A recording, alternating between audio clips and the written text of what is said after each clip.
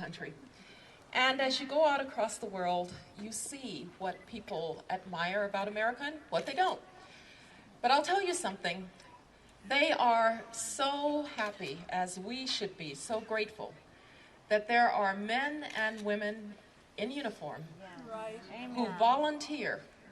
They volunteer at the front lines of freedom to defend us. And I want to say to the veterans and to those who still serve, we are eternally grateful to you.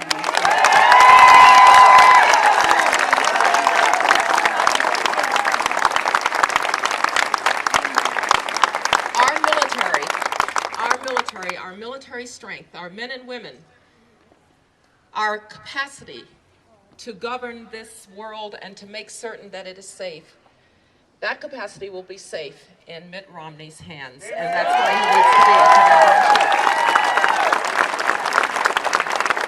But you know, the most important thing about America, and this America that we are, and the question of whether or not we are going to continue to be the America that we are, comes down to this. We have never been a people of envy of one another. We have never been a people who gave way to aggrievement, why don't they give me, or to its twin brother, entitlement.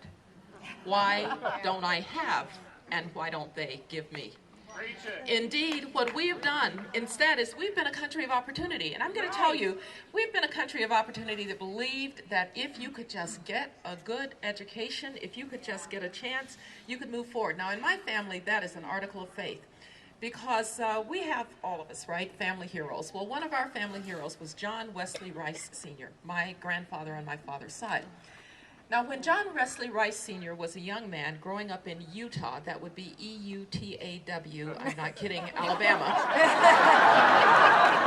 John Wesley Rice Sr. decided he was going to get book learning in a college. And so he asked, in the parlance of the day, this is around 1919, where could a colored man go to school? Well, they said, you could go to this little Presbyterian school called Stillman College. It's about 30 miles from here. So he saved up his cotton, and he went off to Stillman College. And after the first year, they said, so how are you going to pay for your second year? He said, well, I'm out of cotton.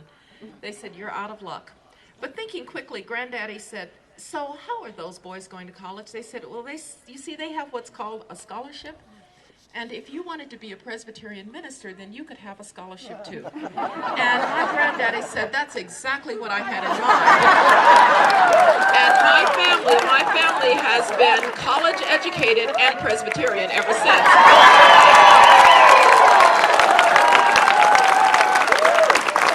Now, John Wesley Rice Sr. was on to something. He knew that that education was going to turn him into somebody he would otherwise never have been, that it was going to transform not just him, but generations of Rices to come, that my father would be college educated, my aunt would get a PhD in English literature and write books on Dickens. He knew that his family had been transformed. But you know, today, so many of our citizens aren't so sure. If I can look at your zip code and I can tell whether or not you're going to get a good education, I can't really say that great American creed, it doesn't matter where you came from, it matters where you're going. And Mitt Romney and Paul Ryan know that we've got to give our parents, particularly poor parents, choice. Amen. An opportunity to get their kids out of failing neighborhood schools.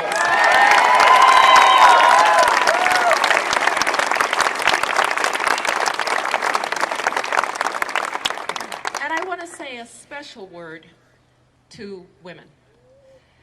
I know there's a lot of nonsense out there about a war on women. Well, I am one. There isn't any war on women.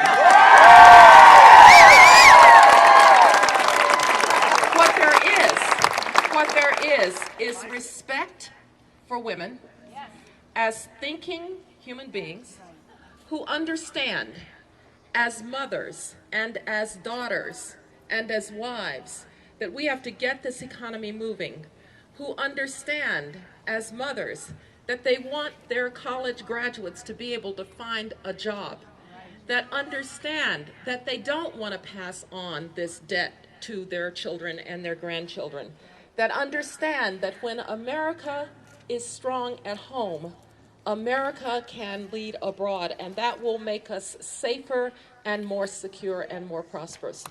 I don't care whether you are male or female. We have the same aspirations for America, to continue to be a country where it doesn't matter where you came from, it matters where you're going. To continue to be a country where you can come from humble circumstances and do great things. To continue to be a country that has done the impossible so many times and made it seem inevitable, where you can be a little girl from Birmingham, Alabama, and grow up to be Secretary of State. So